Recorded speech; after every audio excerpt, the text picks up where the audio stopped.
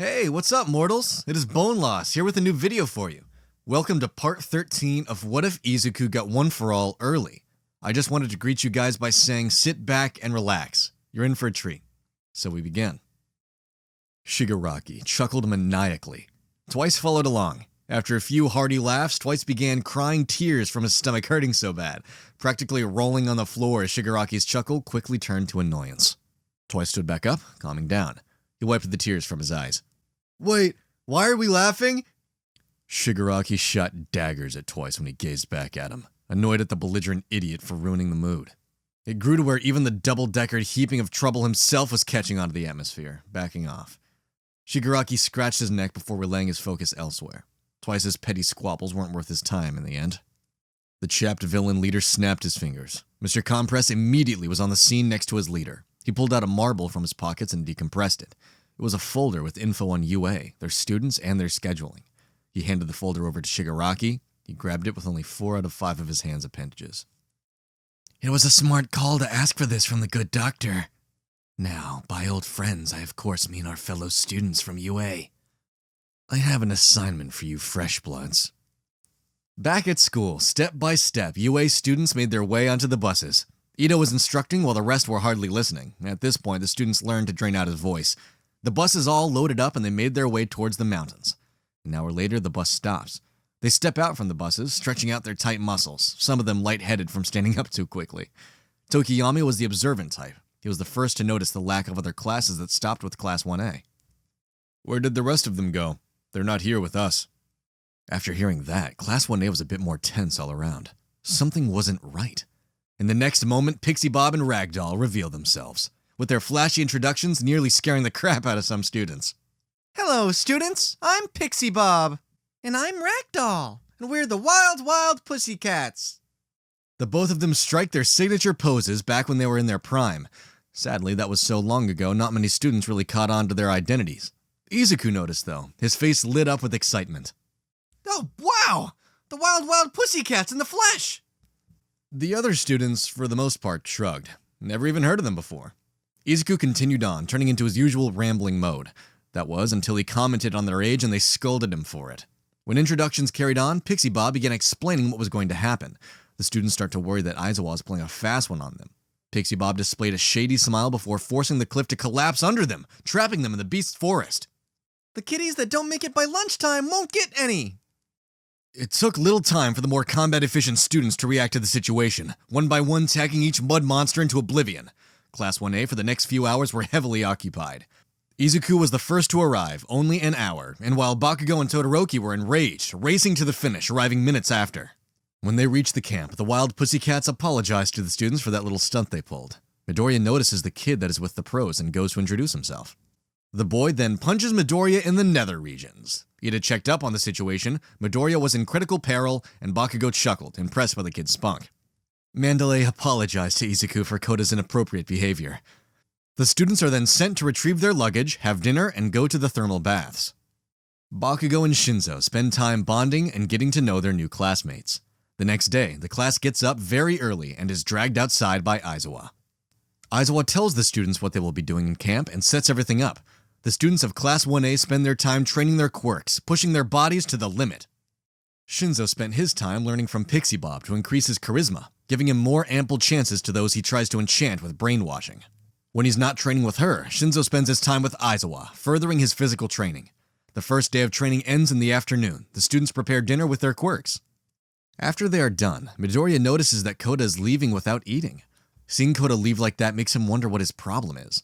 Midoriya goes to Mandalay and asks about Koda's backstory, finding out his family's history. Midoriya then follows Koda's footsteps, taking some curry with him to give to Koda. Bakugo notices that Midoriya is leaving and follows him. Midoriya talks to Koda for a bit about his backstory, revealing that he knows about the Water Hose Heroes. Midoriya tells Koda about his quirkless friend, which secretly touches Koda. After Midoriya goes back to camp, Bakugo reveals himself. It was hard to make out exactly who it was, but Koda grew anxious. Who are you? Bakugo stepped out more into the light, revealing himself as another one of the students. This annoyed Koda slightly. Why are you all bothering me right now? I just want to be left alone. Katsuki ignored the brat. The name's Katsuki Bakugo. Sorry for eavesdropping, but I thought I should chime in. From the context, I know you hate the society of quirks, but if you didn't have a quirk like Midoriya's friend, you'd be bullied by everybody around you. Furthermore, that person that was talking to you a few minutes ago, he also lost somebody. He lost the person he looked up to the most. He is one of the strongest people I know, who even after I strayed from my path helped me back on it. Kota looked down. It would take more than a sob story to break him out of his shell. So what? Bakugo was starting to get annoyed. He knew better than to entrust a kid to understand these deep topics. He just wants to help you. If his words won't prove it, get ready because his actions will. He's a great person and a hero. I know he will be number one, and soon. And he will help you, even if you don't want him to. Bakugo then turns to leave. Kota just looks at Bakugo as he does. After he is gone, he starts eating the curry Midoriya left him, whilst thinking about his parents' situation. Bakugo, Shinso, and the remedial course then go to the rendezvous point to catch up to the others. The next morning, the students again have to wake up early to keep training. This morning, Aizawa takes Shinzo to help him practice more with the binding cloth, not too far away from the remedial students so he can keep an eye on them while training Shinzo. The day passes, and after dinner, the students prepare for a test of courage, a game made by the Wild Pussycats, while the remedial students go to the remedial course, since the students didn't impress Aizawa enough. The pairs for the test of courage were set up. The first 3 groups go out to do the test of courage. However, there was something far darker dwelling in the darkness that lies beyond the forest. The villains overlooked from beyond the camp. Shigaraki decided everyone should come along with the exception of the doctor. However, that doesn't exclude him from participating. Some mid-tier Nomu were ready for use, and they were brought along as well. They overlooked the training camp with great intensity, each of their faces showing malice in their eyes. Is everybody here? Kurogiri answers as master, looking over his foggy shoulder at the group, doing a quick head count. Yes, this should be everybody. I have more Nomu on standby, even some high-end ones in case things go wrong. Kurogiri's words filled Shigaraki with confidence. His neck was spared from his nails this day. Good. Now, everyone should know their targets. Twice and Toga leaped up in excitement. Gotcha, boss. Twice's other personality kicks in. Why not just kill him when we find him? It would be much easier. Shigaraki's eyes once again gazed at Twice with a hint of rage. He wasn't about to explain himself again. Dabi ignited the forest with his blue flames, spreading it as he continued through it all. Weird gas emanated within, as well a young boy with a gas mask and a pistol dwelled within. Kota gazed upon the night sky, dazed in his memories about what the UA student said to him. He sighed, thinking how he should probably cut them some slack. After all, they were just trying to help. It didn't take him long to break from his gaze due to the interruption of the smell of burning wood. Kota focused downward to the cloud of smoke that revealed itself, a blue light hovering underneath. I gotta warn them. Honey is a free browser add-on available on Google, Opera, Firefox, Safari. If it's a browser, it has Honey. Honey automatically saves you money when you check out on sites like Amazon, Papa John's, Kohl's. Wherever you shop, it's a good chance that Honey can save you money. All you have to do when you're checking out at these major sites is click that little orange button, and it will scan the entire internet and find discount codes for you. It takes 2 clicks to install Honey. Now, anytime you check out, Honey will scan the entire internet and find coupon codes for you. If there's a coupon code, they will find it. And if there's not a coupon code, you can rest assured that you're getting the best price possible, and there is literally not one available on the internet. If you install Honey right now, you can save like $50 to $100 on your shopping doing nothing.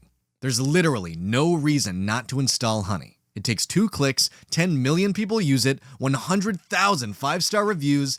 Unless you hate money, you should install Honey. In another part of the forest, trees knocked down one after another. Rumbling could be heard from the students participating in the test of courage. Gigantomachia was on the move. The attack on the training camp commenced. Shigaraki stayed put on the hill, looking over all the destruction. It didn't take much longer for the students and teachers of UA to catch on to the commotion. It took an even shorter time for Izuku to remember Kota and how he's potentially caught in the middle of all this in his hiding spot. He turns to Sero. I'm gonna help Kota. I think he's still out there. I need you to tell Mandalay to alert everyone else that we're under attack. Midoriya runs towards the clearing in the mountains, going in, full cowl at 30%.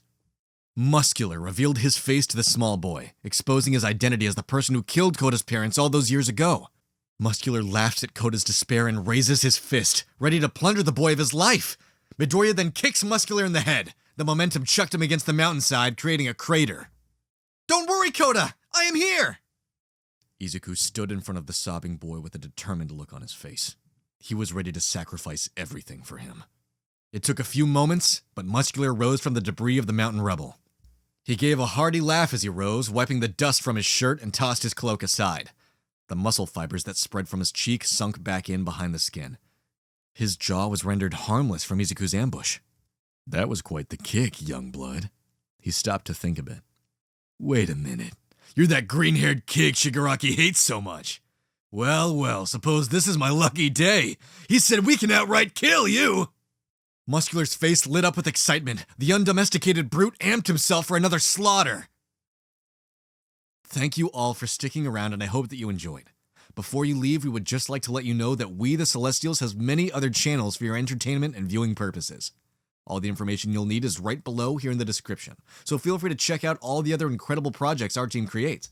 Secondly, on behalf of We the Celestials, I'd like to thank everybody involved in the production of today's awesome content. Their details will be in the description below.